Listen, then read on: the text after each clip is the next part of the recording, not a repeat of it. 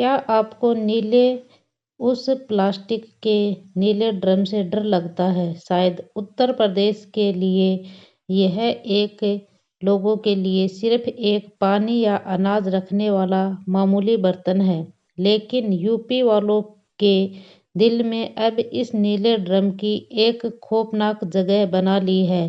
पहले मेरठ में एक पत्नी ने अपने पति के साथ कुछ ऐसा किया जिसके बाद उसे ड्रम में एक गहरा राज दफन कर दिया था। और अब राजधानी लखनऊ में एक ऐसी दिल दहला देने वाली कहानी सामने आई है जिसने रिश्तों की सारी मर्यादाओं को तार तार कर दिया है। एक सगे बेटे ने अपने ही पिता को हमेशा के लिए खुद से दूर कर दिया है, फिर उसे नीले ड्रम का सहारा लिया। यह कहानी सिर्फ एक जुर्म की नहीं, यह कहानी उस खौफनाक सन्नाटे की है जो अक्सर हमारे घरों की चार दीवारियों के पीछे पसरा होता है। एक ऐसा सन्नाटा जो कब एक भयानक चीख में बदल जाए, कोई नहीं जानता। आज का जो वाक्य है मैं आपको सुनाने जा रही हूँ, यह भी आपका रोंगटा खड़े कर देने वाले ही हैं। आपकी रातों की नींद उड़ा देगा और आपको सोचने पर मजबूर कर देगा कि क्या सच में ही इंसानियत इस हद तक गिर सकती है। फरवरी 2026 का पोसा इलाका आशियाना, यहाँ के एल सेक्टर में एक बहुत ही आलीशान 4 मंजिली कोठी है। इस कोठी में रहने वाला एक शख्स होता है जिसका नाम होता है मानवेंद्र सिंह। मानवेंद्र सिंह कोई आम इंसान नहीं होता है, बल्कि इलाके में एक बेहद ही रुख देने वाला अमीर कारोबारी होता है। उनकी 4 नहीं बल्कि 19 पैथोलॉजिक लैब होती हैं, 3 उसके शराब के ठेके होते हैं। पैसे पानी की तरह बहता था और इस कोठी के ऊपर यानी कि तीसरे फ्लोर पर मानवेंद्र सिंह, उसका 21 साल का बेटा अक्षत और जो उसके प्रताप सिंह और अपनी एक बेटी होती है उसके साथ वह रहता था। दूसरे फ्लोर पर किराएदार रहते थे और पहले फ्लोर पर मानवेंद्र सिंह होता है उसका सगा भाई जो कि यूपी पुलिस के विभाग में था। अपने ही परिवार के साथ वह रहता था और जो ग्राउंड फ्लोर है वह अक्सर खाली ही रहा करता था। बाहर से देखने के लिए एक मुकम खुश परिवार और एक आलीशान बंगला लग रहा था, लेकिन असली आग अंदर सुलग रही थी, या जिसकी तफ्तीश बहुत ही जल्दी सब कुछ राख में बदल देने वाली थी। इस कहानी की जड़ से आज से लगभग 9 साल पहले हो चुकी थी। 9 साल पहले मानवेंद्र सिंह और उसकी जो पत्नी के बीच में किसी बात को लेकर बहुत भयानक झगड़ा हुआ था। बात इतनी बढ़ गई थी कि पत्नी अचानक से दुनिया को हमेशा के लिए छोड़कर चली गई थी। यह दौर पूरे परिवार को एक गहरा सदमा चल गया था। पूरा परिवार इस सदमे से नहीं उभरा था। पड़ोसियों और रिश्तेदारों ने मानवेंद्र को बहुत समझाया कि बच्चों के खातिर दूसरी शादी कर ले ताकि घर में उनको भी माँ का सहारा मिल जाए, लेकिन मानवेंद्र सिंह ने यहाँ पर साफ इनकार कर दिया। उन्हें लगता था कि कोई दूसरी भी आएगी तो वह उनके बच्चों को सगा प्यार नहीं दे पाएगी और एक असली माँ देती है। उन्होंने अपनी पूरी जिंदगी अपने बच्चों और अपने बिजनेस के नाम कर दी थी, लेकिन यह शायद यह नहीं जानता कि जिन बच्चों के लिए वह अपनी पूरी जिंदगी कुर्बान कर रहा है, उन्हीं में से एक बहुत ही बेहद ही खौफनाक फरमाना लिखने वाला था। जैसे जैसे वक्त बीतता गया, मानवेंद्र का बेटा अक्षत बड़ा होने लगा। अक्षत अब 21 साल का हो चुका था, लेकिन पिता और पुत्र के बीच में दूरियां थी वह लगातार बढ़ रही थी। मानवेंद्र चाहता था कि जो उसका बेटा है वह पढ़ लिख कर डॉक्टर बने और नीट की परीक्षा पास करने पर वह लगातार जो मानवेंद्र है वह अपने बेटे के ऊपर दबाव बना रहा था, लेकिन अक्षत का पढ़ाई में बिल्कुल भी मन नहीं लग रहा था। वह 2 बार नीट के एग्जाम में फेल हो चुका था। अक्षत के दिमाग में कुछ ऐसा ही चल रहा था। वो चाहता था कि जो पिता है वह उसके बिजनेस में हाथ बटाए और उसका जो सपना था वह एक आलीशान रेस्टोरेंट खोलने का था। आज से करीब 4 साल पहले अक्षत ने बगावत भी की थी। घर में छोड़ा था कानपुर, घर को छोड़कर वह कानपुर भाग गया था।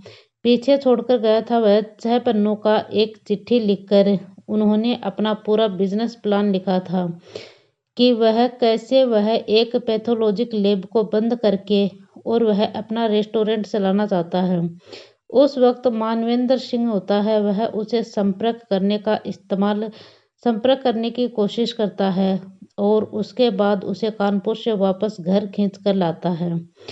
रिश्तेदारों में तब उसे समझाया और बेटे पर इतना दबाव मत डालो, लेकिन एक बाप अपनी जिद के आगे अड़ा रहा और बेटा अपनी जो कहानी है सिर्फ कैरियर के विवाद की नहीं थी। सच्चाई इसकी कहीं ज्यादा खौफनाक थी। अक्षत को अपने पिता के जीवन शैली से भी बहुत नफरत होने लगी थी। वह अड़ोस पड़ोस में ऐसी चर्चा आम थी। पत्नी के जाने के बाद मानवेंद्र यह कुछ नए पारिवारिक रिश्ते जोड़ने के बात सामने आ रही थी।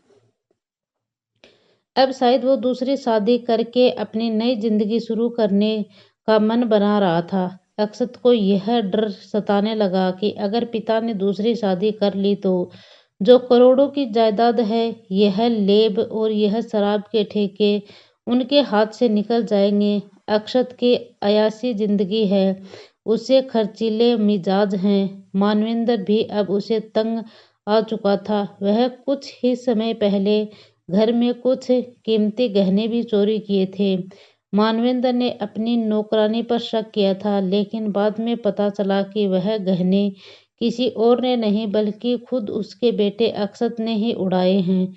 इन छोटी छोटी घटनाओं से बाप के बेटे के बीच हमेशा एक नफरत की दीवार खड़ी हो जाती है, जिसे गिराने के लिए नामुमकिन था। फरवरी का महीना था। शराब की दुकानों के लाइसेंस में एक रिवॉल्वर थी। उस वक्त यह काम लगभग 50 लाख केस रखा हुआ था घर पर, लेकिन अचानक से यह रकम में कुछ पैसे गायब हुए थे। 19 फरवरी 2026 की रात के समय तकरीबन 1:30 के आसपास का वक्त था। मानवेंद्र सिंह यह किसी शादी समारोह से वापस घर लौट रहा था। वह अपनी सुध बुध खो चुका था। घर में घुसते ही वह पैसों को लेकर बाप बेटे के बीच में खौफनाक बहस शुरू हो गई थी। बात इतनी बढ़ गई थी कि मानवेंद्र गुस्से सात आसमान पर था। उन्होंने अक्षत को इतनी बुरी तरह से फटकारा कि बात हद से काफी आगे बढ़ गई थी। बात सिर्फ यहीं तक नहीं रुकी थी। मानवेंद्र का गुस्सा सात आसमान के ऊपर पहुंच गया था। उन्हें कुछ ऐसी कड़वी बात कह दी थी जो कि अक्षत को अंदर ही अंदर हिलाकर रख दिया था। उस रात शायद एक बहुत ही बड़ा तूफान नहीं थी और उस वक्त आ चुका था, लेकिन तभी अक्षत की जो छोटी बहन है वह शोर सुनकर बीच बचाव करना शुरू कर देती है, लेकिन उसने किसी तरह से अपने पिता को शांत किया और मामला ठंडा किया। मानवेंद्र है वहां से अपने कमरे में चला गया और सो गया। परिवार के बाकी लोग भी अपने अपने बिस्तर में चले गए, लेकिन उसी रात पूरी घर में सिर्फ एक शख्स जिसकी आंखों में नींद नहीं थी, वो था अक्षत। अक्षत अपने कमरे में बिस्तर पर लेटा हुआ था, लेकिन उसके दिमाग में किसी शैतानी की तरह काम कर रहा था। उसके कानों में बार बार पिता की जो कड़वी बात गूंज रही थी। उसे लग रहा था कि आज पिता ने सिर्फ डराया है, कल वह सचमुच में बहुत बुरा कर देगा। ज्यादा यह खींचने लगा और डरने लगा। पिता दूसरी शादी का खौफ, कैरियर दबाव बना रहा था, ऊपर से उसके ऊपर बेइज्जती, इन सब ने मिलकर अक्षत के दिमाग का नाश कर दिया था। उसकी नसें फटने लगी थी और उसने तय कर लिया था कि अब पानी है वह सर से ऊपर जा चुका है। आखिरकार 20 फरवरी की सुबह घड़ी में 4:30 बजे का वक्त था। बाहर एक सन्नाटा पसरा हुआ था। लोग गहरी नींद में सो रहे थे। अक्षत अपने बिस्तर से उठता है और उसके बाद वह अपने कदमों की कोई आहट नहीं करता है, लेकिन इस इरादे से वह चट्टानों की तरह मजबूत और खौफनाक थी। वह दबे पांव अपने पिता मानवेंद्र के कमरे में दाखिल हुआ और मानवेंद्र बेसुध होकर गहरी नींद में सो रहा था। कमरे में एक अजीब सी खामोशी छाई हुई थी। अक्षत ने बिना एक पल की देरी किए एक खौफनाक फैसला लिया। उस बेटे ने अपने हाथ में एक बार भी नहीं कांपे। उसने अपने पिता की तरफ देखा और बिना एक पल सोचे उसने उस भयानक रात में ज्यादा रहस्य कर दिया। अचानक वह खामोश कमरे में एक ऐसा मनसून पल बना दिया, एक जिसमें एक बहुत ही खामोशी है और हमेशा के लिए वह खत्म हो चुकी है। मानवेंद्र सिंह है, हमेशा के लिए वह गहरी नींद में सो चुका था। एक बेटे ने अपने ही बाप को हमेशा के लिए खुद से दूर कर दिया था, जिसने उसे बचपन से लेकर आज तक पाला पोसा।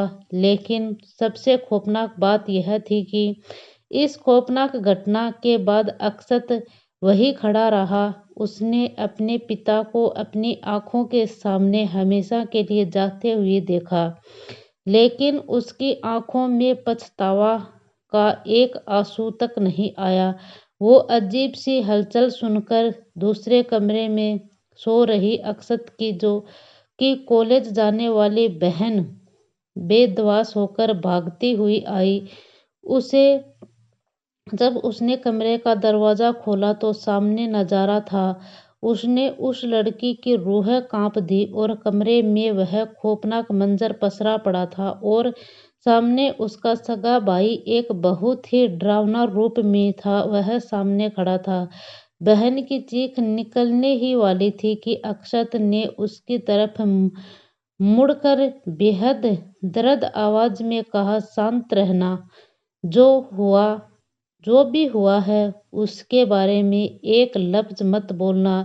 I will head everything. तुम इसे दूर रहना। वो लड़की जो पहले ही बिना माँ की बड़ी हुई थी, आज उसने अपने सामने ही अपने पिता को भी खो दिया। वो इस कदर सदमे में चल गई थी कि उसके मुंह से एक शब्द नहीं निकला। वो चुपचाप मुड़ी और अपने कमरे में जाकर अंदर की कुंडी लगा ली। लेकिन कहानी यहाँ खत्म नहीं होती है दोस्तों। इस हैवानियत का सबसे डरावना हिस्सा तो अब शुरू होने वाला है। वो घटना तो घट गई थी, लेकिन अक्षत ने सामने ही सबसे बड़ी चुनौती थी कि उस पूरी सच्चाई को ठिकाने कैसे लगाए। उस भयानक रात में जो बोझ काफी ज्यादा था, इतनी बड़ी सच्चाई को वह घर से बाहर लेकर जाना चाहता था, किसके लिए भी अकेला मुमकिन नहीं था। अक्षत जानता था कि अगर वो सच्चाई यही बात को यह फैला देगा तो वो पकड़ा जाएगा। उसने रात के अंधेरे का फायदा उठाया। जब वह घर के बाकी लोग थे, वह नीचे किराएदार सो रहे थे, तब उसने अपने पिता को किसी तरह से तीसरी मंजिल से वह ग्राउंड फ्लोर तक पहुंचाया। ग्राउंड फ्लोर का एक गेस्ट रूम खाली था और उस रात वह सबसे बड़ा और भयानक राज में वह ग्राउंड फ्लोर में उस कमरे में पहुंचता है और बाहर से वह ताला लगा देता है। अगली सुबह है, जब दुनिया अपने रोजमर्रा के कामों पर व्यस्त थी, अक्षत अपने मोबाइल पर इंटरनेट में खंगाल रहा था कि वह सर्च कर रहा था कि भयानक सच को दुनिया की नजरों से कैसे छिपाएं, उसे कैसे हमेशा के लिए गायब किया जाए। वह क्राइम वेब सीरीज देखी ताकि वह पुलिस की नजरों से बच सके और इसी तरीके से वह सीख रहा था। इसके बाद उसने ऑनलाइन डिलीवरी ऐप से सबूत मिटाने के कुछ ऐसे सामान ऑर्डर किए जो किसी के रूह कपा देने से काफी नहीं था। बाजार से वह एक बड़ा सा नीला प्लास्टिक का ड्रम खरीद कर लाया। फिर यह नहीं था कि खौफनाक काम का अंजाम देने के लिए कुछ भी चीजों का वह जुटाना जरूरी था।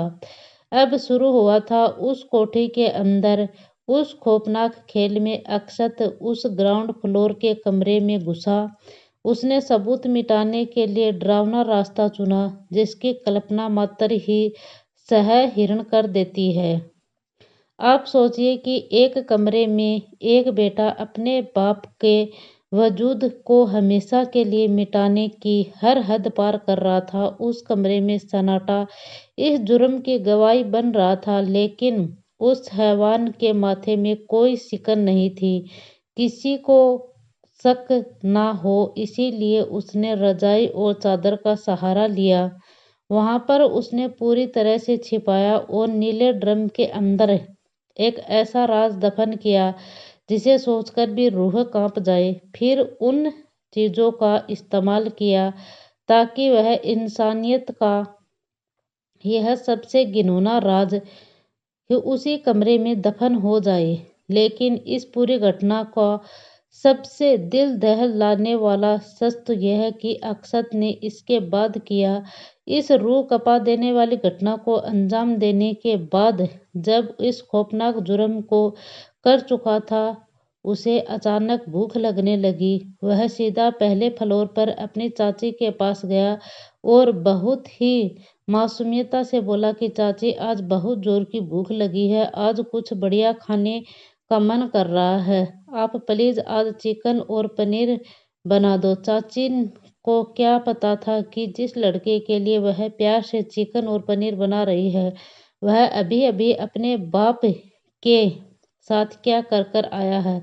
अक्षत ने वह बड़े ही चाव से खाना बनाकर खिलाया और अपनी बहन को वह बातों बातों में उलझाकर वह कॉलेज में परीक्षा देने के लिए भेज दिया और वह खुद चैन से सो गया। और कोई फिल्म सीन नहीं था, यह किसी फिल्मी सीन से कम नहीं था। एक ऐसी जीती जागती खौफनाक हकीकत थी जो कि उस घर में घटी हुई थी। अगले कुछ घंटों तक अक्षत उस रात का खौफनाक राज से जुड़ी उन सभी संदिग्ध चीजों को पॉलीथीन में छिपाकर अपनी गाड़ी में रखता गया। अब आड़ोस पड़ोस के जो लोग थे, वह भरोसा के नाम पर एक सुनसान जगह पर जाता है, जाकर एक नदी के किनारे पर इन सभी को वह ठिकाने लगाता है।